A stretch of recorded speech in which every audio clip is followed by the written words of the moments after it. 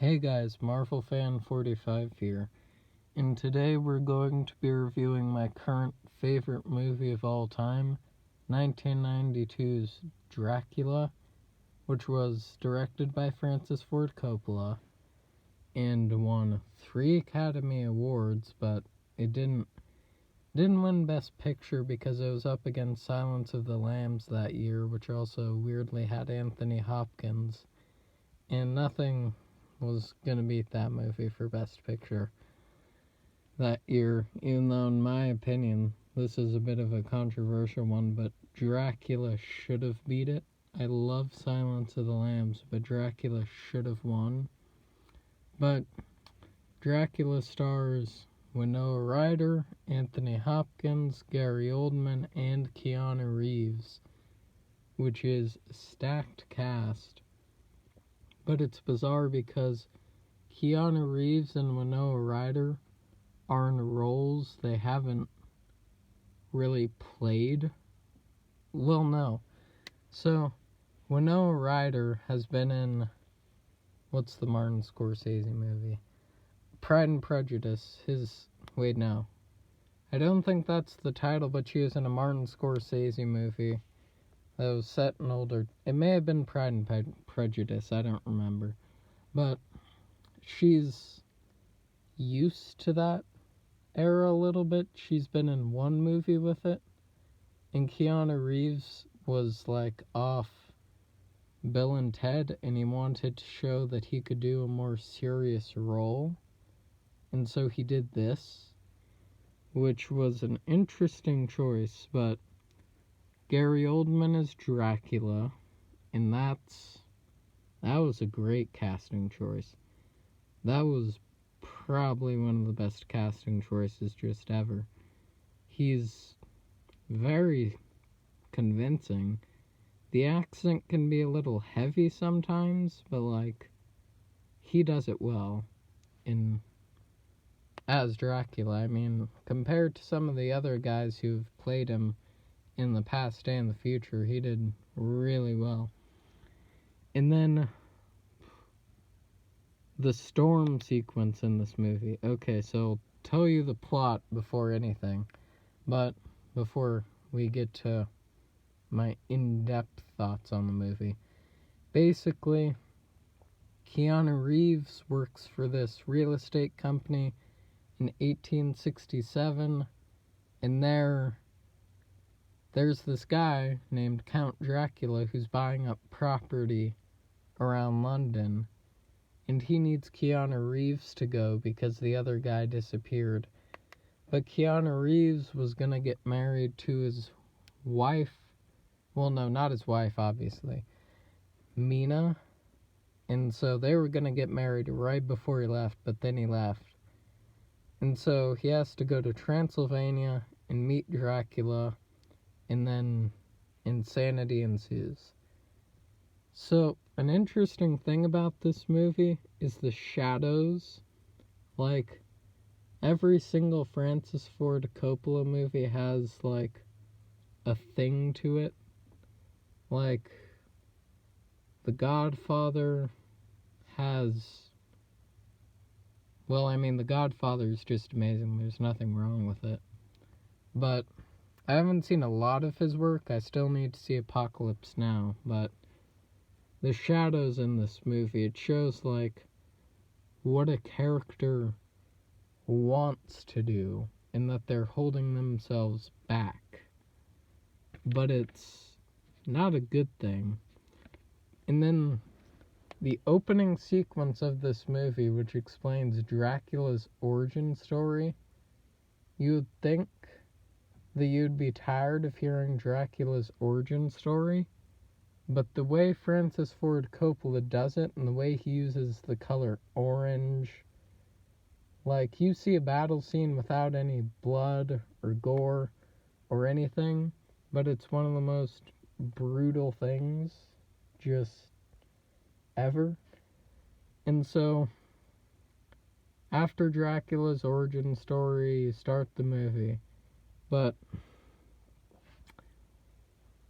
this is a little bit of spoiler talk, but So if you want to avoid spoilers, I'll leave for now. But the storm sequence in this movie may be my favorite movie sequence of all time.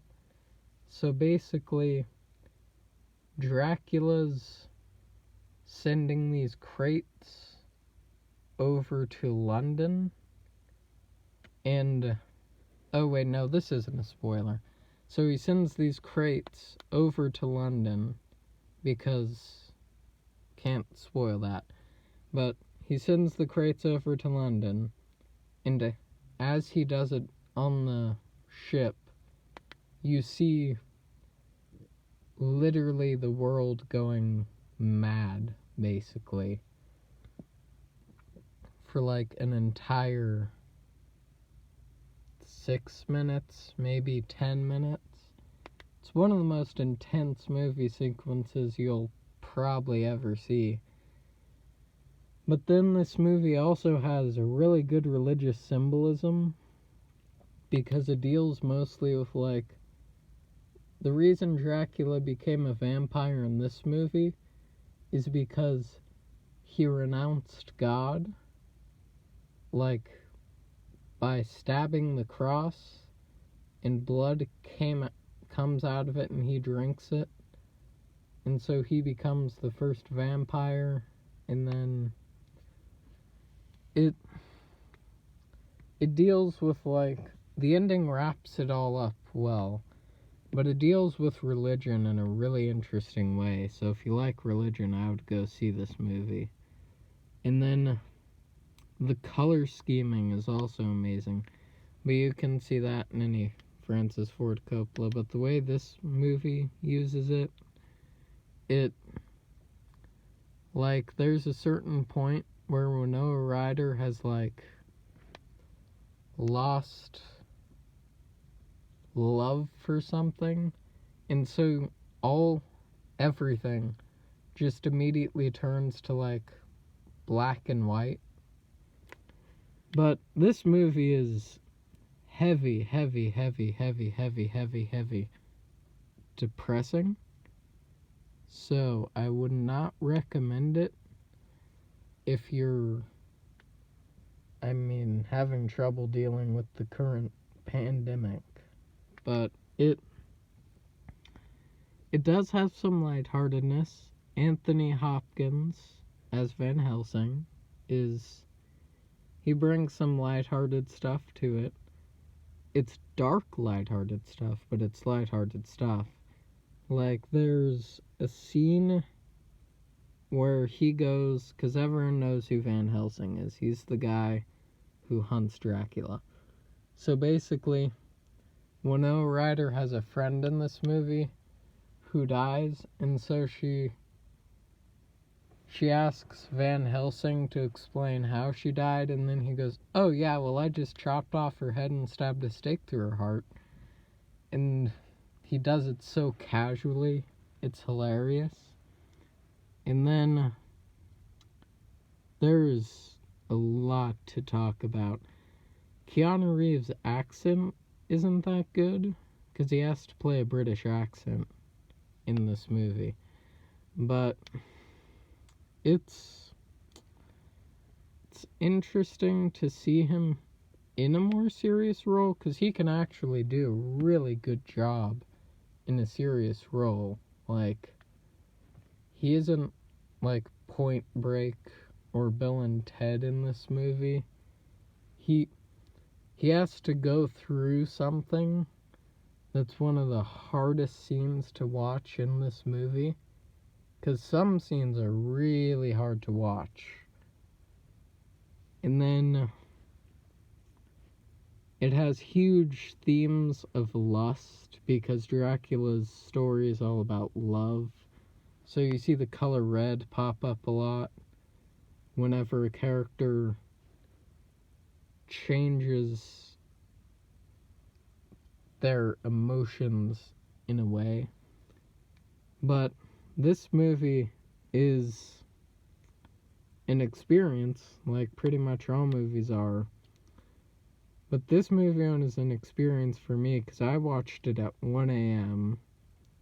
in the dark, everyone in my house sleeping, and I was just blown away.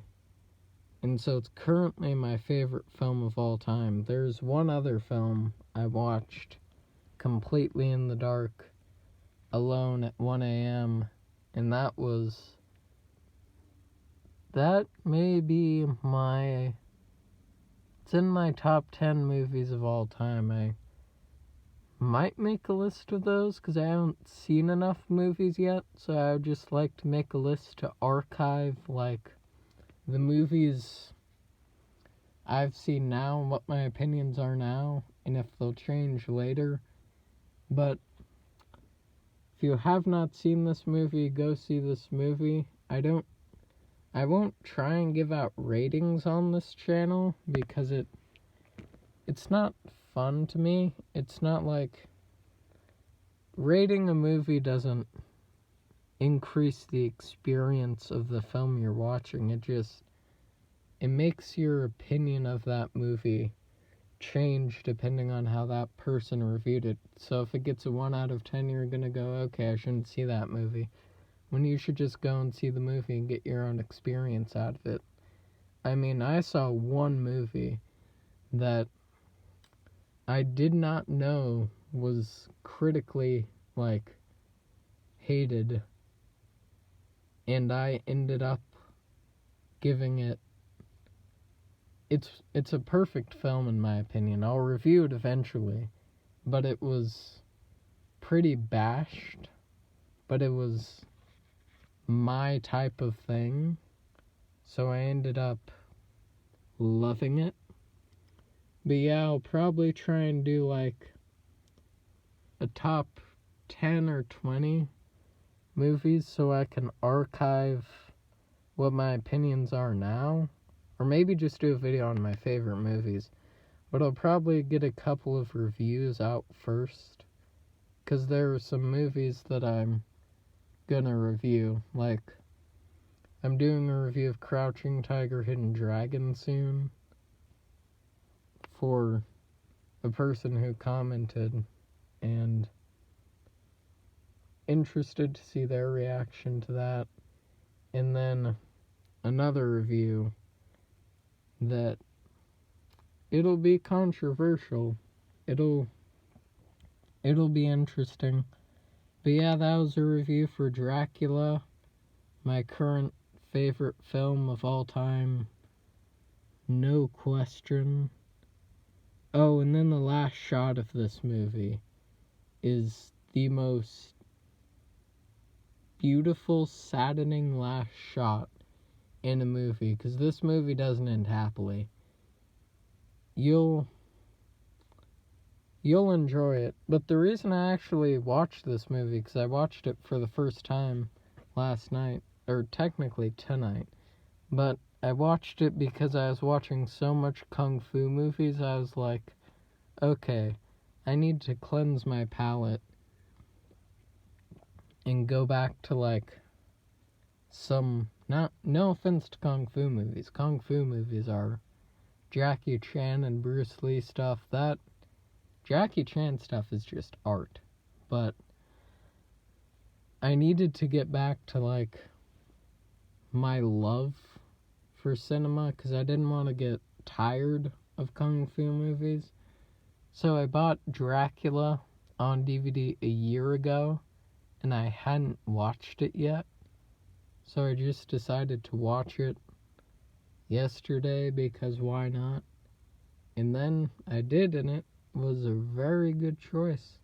So yeah, hope you enjoyed the review, and have a good night, and stay safe.